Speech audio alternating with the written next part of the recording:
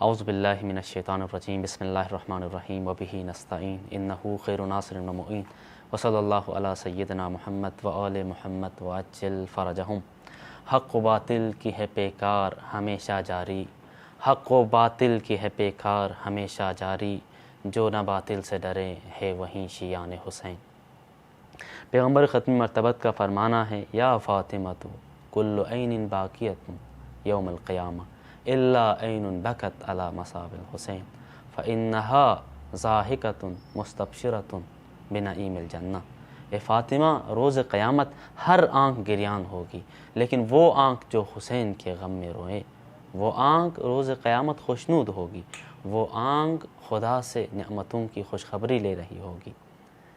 پروردگار عالم سے دعا ہے کہ پروردگار ہمیں حسین علیہ السلام کے نقش قدم پر چلنے کی توفیق عنایت فرمائیں اور حسین علیہ السلام پر رونے والوں میں سے قرار دیں، تاکہ ہماری آنکھ بھی روز قیامت ان آنکھوں میں شامل ہو جو خدا سے خوشخبری لے رہی ہوگی۔ داستان کربلا پر جو کتابیں لکھی گئی ہیں، ان کتابوں کا سلسلہ جاری ہے۔ اب تک تقریباً 5 یا 6 کتابوں کی معرفی کرائی گئی، لیکن آج جو کتاب کی میں معرفی کراؤں گا وہ داستان کربلا پر نہیں ہے، عزاداری کے حوالے سے ہیں کہ یہ جو ہم عزاداری کرتے ہیں،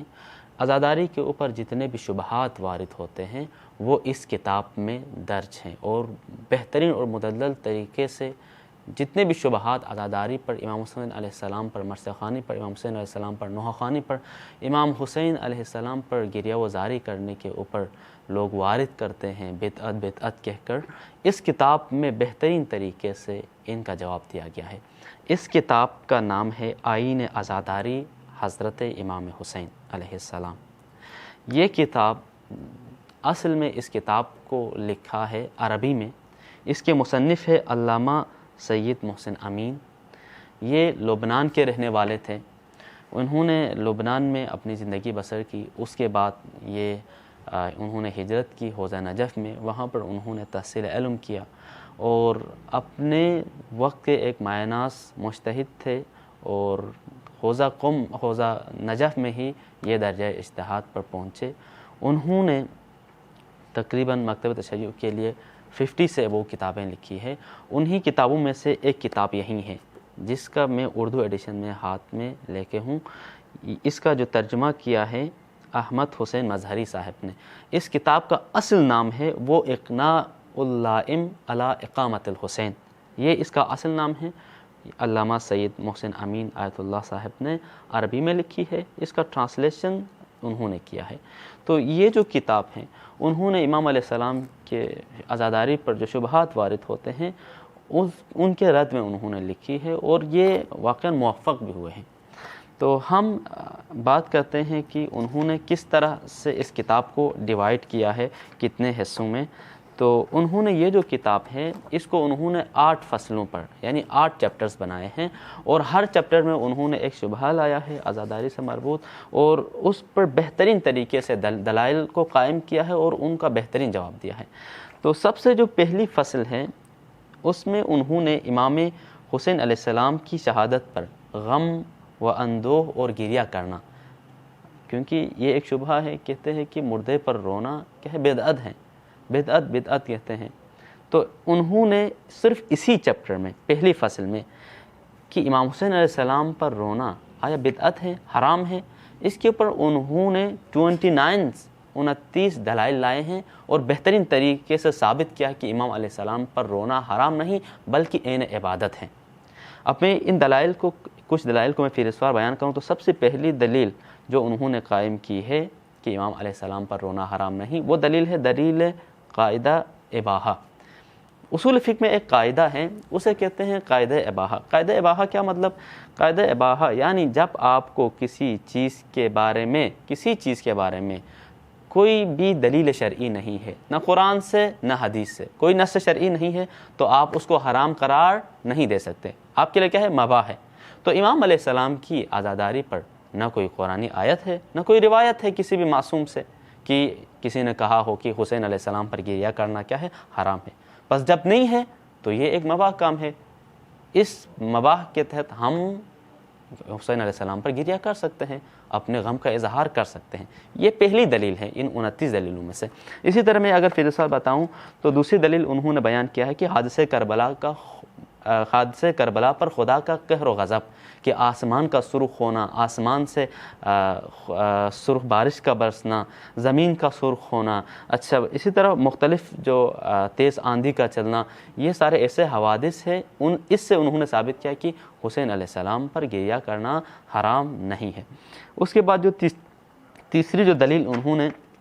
قائم کی ہے وہ ہے حضرت آدم علیہ السلام کا رونا، چوتھی دلیل ہے حضرت یعقوب علیہ السلام کا رونا، پانچویں دلیل انہوں نے حضرت یوسف علیہ السلام کا رونا، اسی طرح چھٹی دلیل ہے رسول اکرم صلی اللہ علیہ وسلم کا امام حسین علیہ السلام کے مصائب پر۔ جب امام زندہ تھے تو رسول اللہ صلی اللہ علیہ وسلم امام کے مصائب اپنے ذہن میں تصور کر کے امام پیغمبر ختمی مرتبت گریہ کرتے تھے،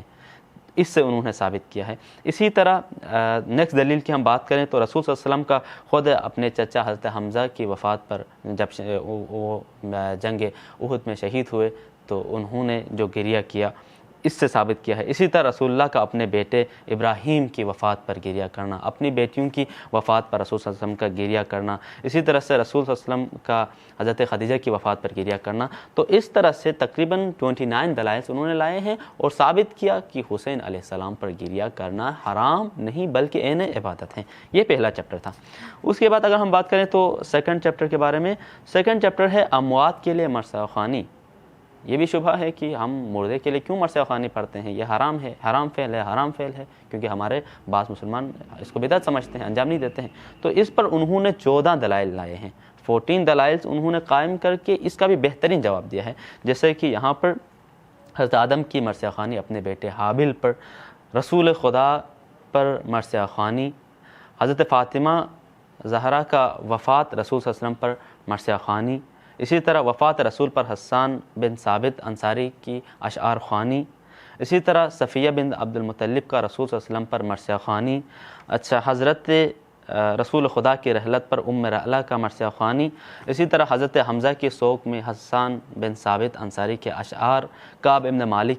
کا حضرت حمزہ شہید کے سوگ میں مرثیہ۔ تو یہاں پر انہوں نے خلاصہ کلام 14 دلائل لائے ہیں اور ثابت کیا ہے کہ اموات کے لیے مرثیہ خوانی کرنا کوئی حرام کام نہیں ہے۔ تیسری فصل کی ہم بات کریں، تیسرے پورشن کی، تو اس میں ایک شبہہ انہوں نے اٹھایا، وہ ہے کہ اشعار کے بغیر اموات کے لیے عزاداری کیا یہ جائز ہے یا بدعت ہے؟ تو اس پر انہوں نے 9 دلائل لائے ہیں، 9 دلیلوں سے انہوں نے ثابت کیا ہے کہ یہ کیا ہے، جائز ہیں۔ جیسے کہ اگر میں فہرست وار بتاؤں دلائل کو، رسول اسلام کا اپنے چچا حضرت حمزہ کی شہادت پر مجلس برپا کرنا، اچھا حضرت علی علیہ السلام کا خباب بن ارس کی قبر پر کھڑے ہو کر ان کی تعریف کرنا، حضرت علی علیہ السلام کی شہادت پر امام حسن علیہ السلام کا کلام، اپنے دادا حضرت علی علیہ السلام کی قبر پر حضرت امام زین العابدین کا کلام، اسی طرح شہادت امام حسین پر ان کی بہن زینب کا آہ و فریاد کرنا۔ تو ان دلیلوں سے انہوں نے ثابت کیا کہ اشعار کے بغیر اموات کے لیے عزاداری کرنا حرام کام نہیں ہے۔ چوتھی فصل، پانچویں فصل، چھٹی فصل، یہ بہت ہی چھوٹی چھوٹی فصلیں ہیں، 5 اور 6 پیجز پر یہ بیسٹ کرتی ہے۔ تو چوتھی فصل میں انہوں نے مجلس عزا میں اظہار غم و اندوہ کے ساتھ شرکت کرنا کی، کیونکہ ہمارا عقیدہ ہے ہم عاشوراء کے روز پورے غم کے ساتھ ہم اس طرح سے مجلسوں میں شرکت کرتے ہیں، اس طرح سے اپنی زندگی اس دن گزارتے ہیں جیسے کہ ہمارا کوئی قریبی اس دنیا سے رحلت کر گیا ہو، تو ہم امام کے لیے ہم اس طرح سے ہم پھرتے ہیں، تو کیا یہ کوئی حرام فعل ہے کہ یا نہیں؟ تو اس پر انہوں نے دلائل لائے ہیں۔ پانچویں فصل میں اموات کے لیے خیرات اور اس کے ثواب کو اموات کے لیے ہدیہ کرنا، اس پر مثلا جو شبہات اٹھتے ہیں کہ اتنا نیاز اور لنگر بانٹتے ہیں اموات کے لیے، یہ ان تک نہیں پہنچتا، تو اس پر بھی انہوں نے بہترین یہاں پر مدلل گفتگو کی ہے۔ چھٹی فصل کی بات کریں تو انہوں نے عزا امام حسین علیہ السلام کے دینی اور دنیاوی جو فوائد ہے، دنیا میں کیا اس کے لیے فوائد ہیں، آخرت میں اس کے لیے کیا کیا فوائد ہے، یہ انہوں نے یہاں پر بیان کیا ہے۔ اور ایک ٹاپک اسی میں دیا ہے کہ امام حسین فاتح ہوئے، حال تو لوگوں کی نظروں میں تو امام شہید ہوئے، لیکن ہم جب تاریخ میں دیکھتے ہیں تو اسلام زندہ ہوتا ہے ہر کربلا کے بعد۔ بظاہر تو امام شہید ہوئے، لیکن ہم دیکھتے ہیں تو حد ہو گئی حسین تیرے انتقام کی، لفظ یزید گالی سے بدتر بنا دیا۔ وہ شخص یزید پلید جو لوگوں کی نظروں میں کربلا میں فاتح قرار ٹھہرا تھا، لیکن آج اس کا نام و نشان تک باقی نہیں، بلکہ سارے اس پر لعن کرتے ہیں۔ یہ ٹاپک یہاں پر ختم ہوتا ہے، چھٹی فصل۔ اس کے بعد جو ساتویں فصل ہے، انہوں نے کچھ مغربی معروف جو فیلسوف ہیں، انہوں نے امام علیہ السلام کے لیے جو عزاداری برپا کی، انہوں نے امام کے غم میں یہ لوگ بھی روئے۔ ان میں سر فہرست انہوں نے جرمن کے مشہور فلسفی ماسیو ماربین کے بارے میں انہوں نے لکھا ہے کہ ان کا امام علیہ السلام کے بارے میں کیا خیال تھا۔ مسلمان تو دور کی بات، جو غرب کہ جو غیر مسلم ہیں وہ بھی امام علیہ السلام کی مصیبت پر کس طرح اپنا غم اظہار کرتے ہیں۔ اسی طرح ڈاکٹر جوزف کے امام علیہ السلام کے لیے جو مجالس انہوں نے برپا کیے، یہ انہوں نے یہاں پر درج کیا ہے۔ اور جو لاسٹ پورشن ہے، آٹھواں، اس کتاب کا آٹھواں جو فصل ہے، وہ اس پورے کتاب کا ایک خلاصہ ہے، یعنی ان تمام سے بحث کر کے انہوں نے عزاداری امام حسین علیہ السلام جو کہ ہماری شہرگہ حیات ہے، اس کو انہوں نے ثابت کیا ہے۔ خداوند متعال سے دعا گو ہیں کہ ہمیں حسین علیہ السلام کے عزادار ہمیشہ رہنے کی خدا ہمیں توفیق عنایت فرمائیں۔ وصلی اللہ علی سیدنا محمد و آل محمد و عجل فرجہم۔